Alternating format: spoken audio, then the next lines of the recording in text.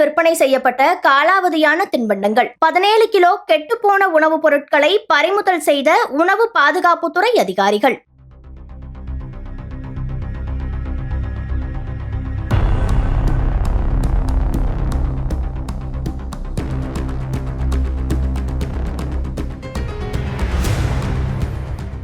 சிவகங்கை மாவட்டம் மானாமதுரை பகுதியில் உள்ள சீனியப்பா திரையரங்கில் காலாவதியான சிப்ஸ் மற்றும் கெட்டுப்போன உணவுப் பொருட்கள் விற்பனை செய்யப்பட்டதாக புகார் எழுந்தது. இதனைத் தொடர்ந்து உணவு பாதுகாப்புத்துறை அலுவலர் சிவக்குமார் தலைமையிலான அதிகாரிகள் திடீர் சோதனையில் ஈடுபட்டனர். அப்போது காலாவதியான சிப்ஸ் பாக்கெட்டுகள் மற்றும் சுமார் 17 கிலோ அளவிலான கெட்டுப்போன ஐஸ்கிரீம் பவுடர்கள் பறிமுதல் செய்யப்பட்டது. மேலும் கடை நிர்வாகத்திற்கு 1000 ரூபாய் அபராதம் விதிக்கப்பட்டதுடன் மீண்டும் இதுபோன்ற விதிமீறல் நடந்தால் கடும் நடவடிக்கை எடுக்கப்படும் என அதிகாரிகள் எச்சரிக்கை விடுத்தனர். அந்த சிப்ஸ் எக்ஸ்பைரி ஆயிருச்சு. ஆல்ரெடி 9/5/2026 டேட் போட்டதை பிளாக் கலர் இன்க்குனாலேயோ இதனாலே அழிச்சிட்டு திருப்பி எங்களுக்கு கொடுத்தாங்க.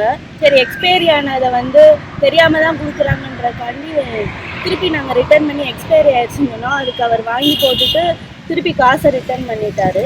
சரி, வேறு சிப்ஸ் வாங்கலான்னு பார்த்தா எல்லாருமே இன்னைக்கு டேட் உள்ளது கரெக்டாக இன்றைக்கி முடிகிற மாதிரி உள்ளதை வச்சுருக்காங்க. நிறைய பேர் வாங்கிட்டு போகிறதுமே எக்ஸ்பைரி ஆனது இருக்குது. இந்த மாதிரி இந்த தேட்டரும் இல்லாமல் எல்லா தேட்டர்லையும் உணவு பாதுகாப்பு அதிகாரிகள் சோதனை பண்ணி எக்ஸ்பைரி இல்லாத பொருட்களை, ஏன்னா நிறைய பேர் வரவங்க எல்லாருமே குழந்தைகள், பெண்கள், நிறைய பேர் வயசானவங்க வராங்க. இதனால எந்த டிசீஸும் பரவக்கூடாது. அதனால் உணவு பாதுகாப்பு அதிகாரிகள் எல்லாத்துக்கும் சோதனை பண்ணி எல்லாத்துக்கும் பாதுகாப்பு அளிக்கணும்னு கேட்டுக்கிறேன்.